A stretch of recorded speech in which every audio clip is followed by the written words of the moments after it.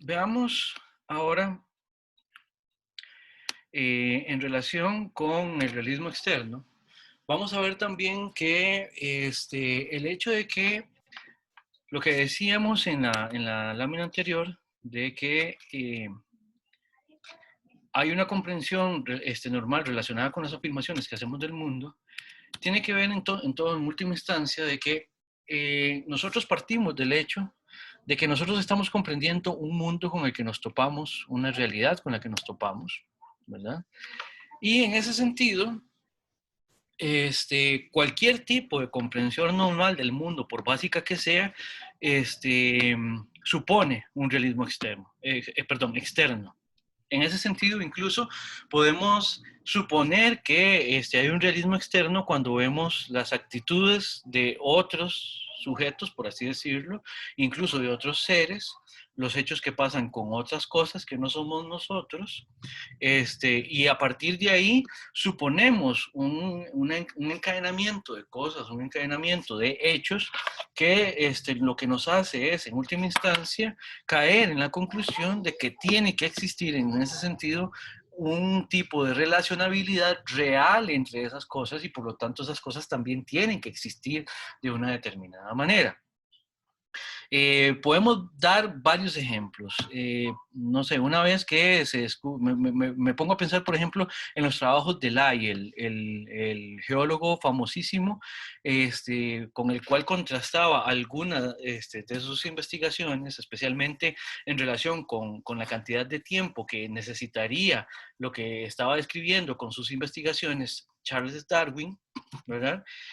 Los trabajos de Lyell, que son algo así como los trabajos que fundamentan mucho de nuestro conocimiento geológico del mundo, lo que decían era que efectivamente para poder explicar los accidentes geográficos que nosotros podemos ver, qué sé yo, cordilleras, valles, cavernas, estalactitas, todo ese tipo de cosas que hoy sabemos y que entendemos que requieren de una cantidad de tiempo enorme, eso, ese tipo de explicación se compromete en última instancia efectivamente con que han venido sucediendo cosas en el mundo, se han venido relacionando en el mundo un montón de circunstancias, un montón de cosas, de manera tal que el registro geológico sea lo que es.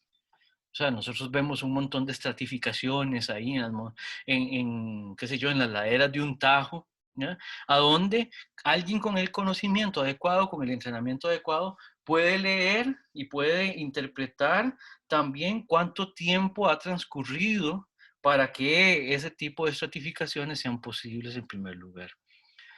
Layel lo que hizo fue exponer que efectivamente estaban ocurriendo cosas con el mundo, digamos, se estaban depositando sedimentos, se estaban depositando materiales en eso que después llegarían a ser esas montañas, esas cordilleras, esos valles, esos acantilados, no sé, cualquier tipo de accidente geográfico que ustedes quieran. Eso estaba ocurriendo y estuvo ocurriendo durante muchísimo tiempo antes de que tan siquiera existieran los seres humanos. Ojo, digo muchísimo antes de que existieran los seres humanos, ni siquiera es para explicárselo, no, simplemente para el hecho de ser y de sobrevivir en un entorno determinado. Entonces, que de hecho se estuvieran dando esas circunstancias, lo que diría ser es que nos pone en evidencia el que efectivamente hay hechos en el mundo que ocurren de una determinada manera y con una determinada legalidad. Ambas cosas, los hechos y la legalidad que los rige, son externas a nosotros. Y eso, cuando lo tratamos de entender, lo metemos dentro de explicaciones que llamamos nuestras teorías, nuestros modelos representacionales de mundo, y eso se transmite a lo que llamamos la comprensión normal de las afirmaciones que hacemos del mundo. ¿Qué quiere decir esto? Nosotros tenemos expectativas de mundo a partir de lo que conocemos de él. Y esas expectativas, en última instancia, epistemológicamente generadas, lo que nos dicen es, y lo que nos remiten es, en última instancia, a la manera en que las cosas operan en este mundo, ¿verdad? Yo en algún momento, cuando estábamos hablando, creo que de Parménides, yo les ponía el ejemplo y hacía la referencia a que hay cierta permanencia en el mundo, o también pudo haber sido cuando estábamos explicando Heráclito. Hay cierta permanencia en el mundo que para nosotros es necesario para interpretar y para conocer el mundo tal como lo conocemos. Por ejemplo, que nosotros cuando salimos de nuestra casa, a la hora de volver, volvemos al lugar a donde sabemos ¿ya?, que nuestra casa va a estar. Eso es una expectativa de mundo. Y para tener esa expectativa de mundo no nos basamos solamente en lo que nosotros consideremos, creemos o creamos sobre ese mundo, sino que tiene que ver también con el hecho de que efectivamente el mundo se comporta de una determinada manera, sobre la cual nosotros podemos tener una injerencia, pero la ocurrencia de cosas en esa realidad no depende solamente de la injerencia que nosotros podamos tener en ella, ya sea explicativamente, por medio de una teoría, por medio del conocimiento que tenemos de ese mundo, o bien desde el punto de vista operativo, en el tanto que nosotros también actuamos en ese mundo, ¿verdad? Una vez que el mundo está operando de una determinada manera, pues nosotros no podemos más que ver qué es lo que está ocurriendo ahí e interpretar eso como hechos que se dan independientemente de lo que está ocurriendo. Por eso es que incluso la comprensión normal del mundo, la más básica, la que tiene, la que tienen incluso los animales no humanos, la que tiene, no sé, una persona desde que ya empieza a tener interacciones con el mundo, por ejemplo, un feto que se está desarrollando en el útero de una mujer, ya tiene interacciones con un mundo que es exterior a él y que no depende de él, ¿verdad? Y en ese sentido, dice Searle, entonces, todo este tipo de cosas presuponen efectivamente que existe esa realidad, ¿verdad? Este ejemplo que pone aquí Searle, que es de Moore, el hecho de que tengo dos manos, de alguna manera es que cuando hablamos de la comprensión que tenemos del mundo, independientemente de la manera en que lo asumamos, cualquier comprensión que tengamos del mundo presupone el mundo. Por eso, por ejemplo, ¿se acuerdan en la clase que teníamos sobre Descartes cuando yo les preguntaba a ustedes si tenían cuerpo, si tenían ojos, si tenían pies o cosas por el estilo? Era para, de alguna manera, traer a colación la manera distinta en que uno puede interpretar eso de tener un cuerpo o serlo, ¿verdad? En este momento, para hacer eso es completamente irrelevante. Por ejemplo, cuando Moore decía que descriptivamente yo tengo dos manos y que eso me puede ayudar a moverme en el mundo tan eficientemente como cualquier otra explicación, qué sé yo, que pueda considerarse más adecuada a partir de cualquier teoría del cuerpo, digamos, por decirlo así. Lo importante es que esta comprensión mínima, ¿verdad?, de que tengo dos manos, independientemente de si es erróneo o no, presupone precisamente que efectivamente existo yo y existen manos y que de alguna manera yo puedo interpretar esa relación según la cual yo tengo un par de manos. Todo eso presupone una realidad, una manera de ser de las cosas. ¿Se entiende? ¿Alguna pregunta?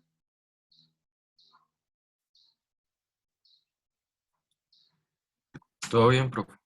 Bien. Entonces veamos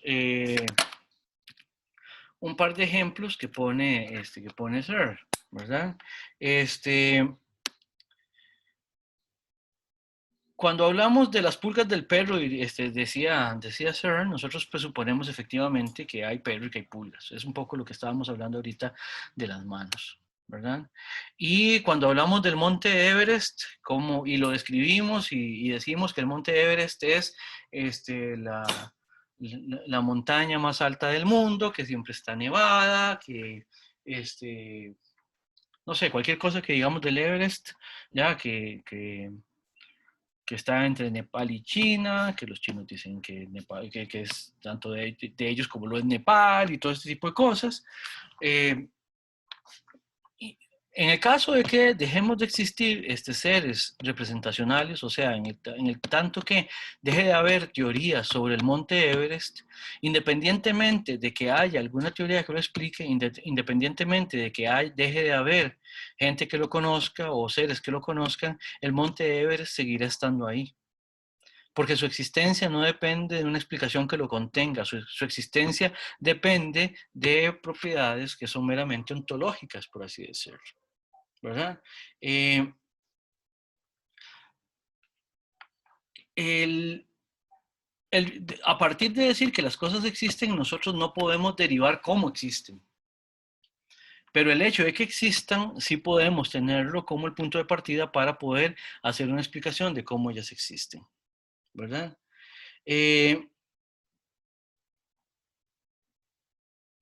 Ahora, en relación con esto, veamos 6 cosas al puro final que Searle va a decir sobre el realismo externo en función de esta restricción puramente formal, de que no dice cómo son las cosas. Primero, no podemos probar que el realismo externo sea verdadero, ¿verdad? Sino que cualquier tipo de acto normal del habla, de la representación explicativa del mundo, lo presupone. ¿Qué quiere decir esto? No podemos probar que el realismo externo sea verdadero porque para probar eso tendríamos que remitir lo que dice el realismo externo con una realidad con la cual podamos contrarrestarlo. El realismo externo lo que dice es que existe una realidad externa al ser humano independiente del humano. Si queremos contrarrestar eso, tenemos que ir a buscar esa realidad precisamente. Y el punto es que para buscar esa realidad, entonces realmente lo que estamos haciendo es reafirmando el realismo externo. ¿Se entiende? Entonces, no se puede en última instancia probar que el realismo externo sea verdadero, ¿verdad? Sino que cualquier tipo de explicación que nosotros hagamos siempre nos remitirá al realismo externo como condición de posibilidad. Esa es como la primera cosa que Searle trata de dejar clara.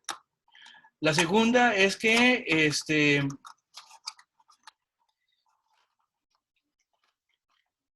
el realismo externo también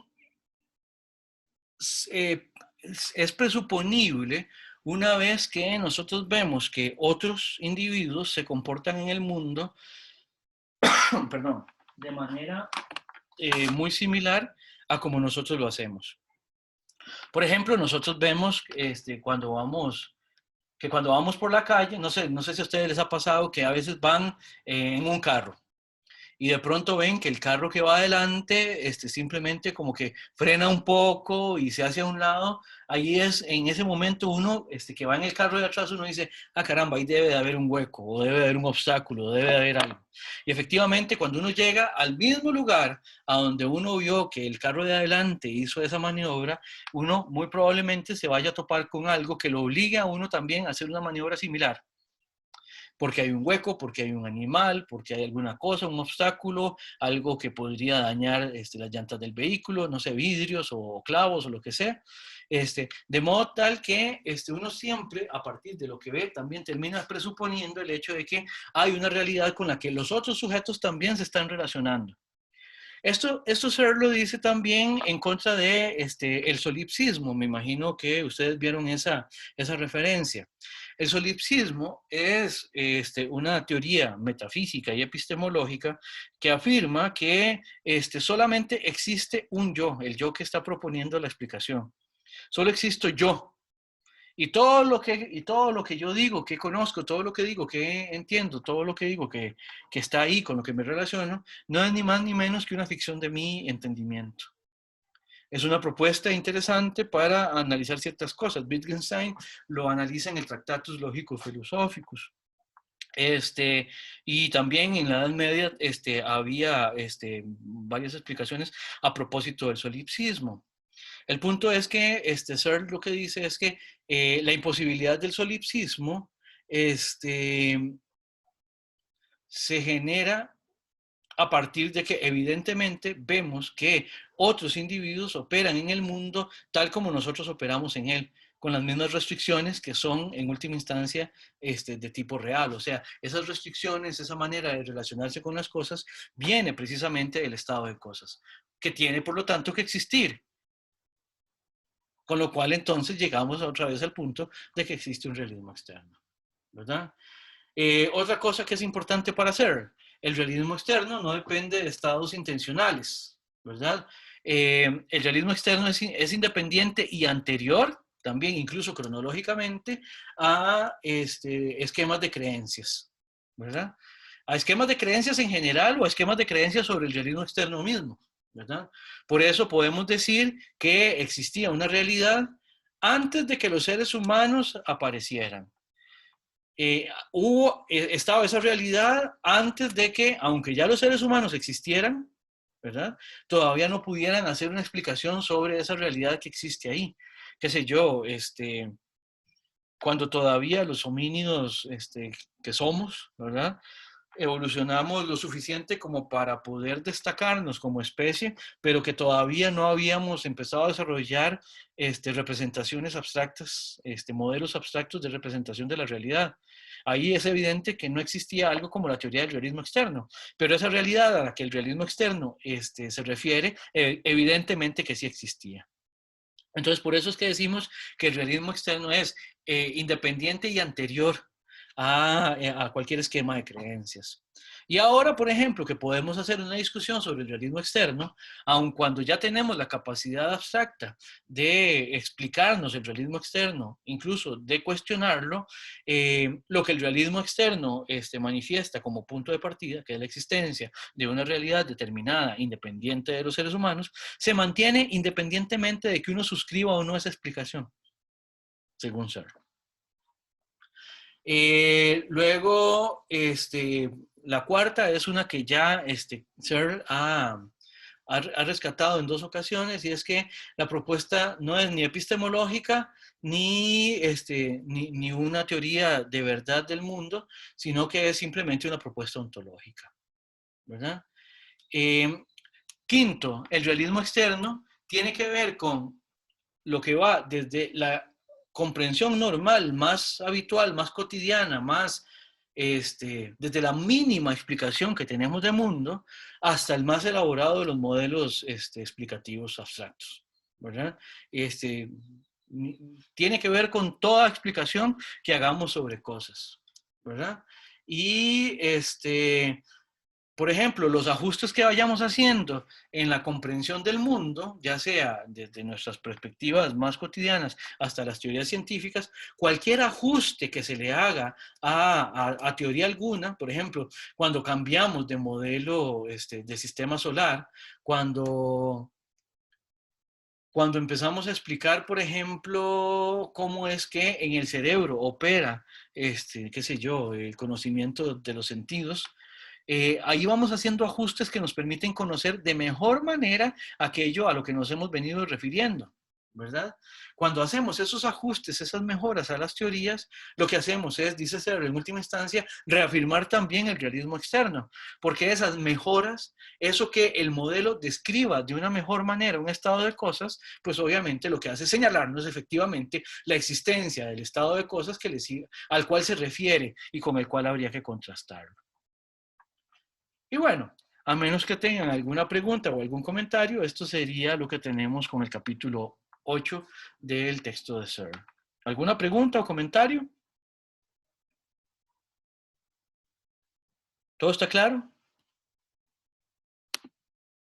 Sí, profe. Perfecto.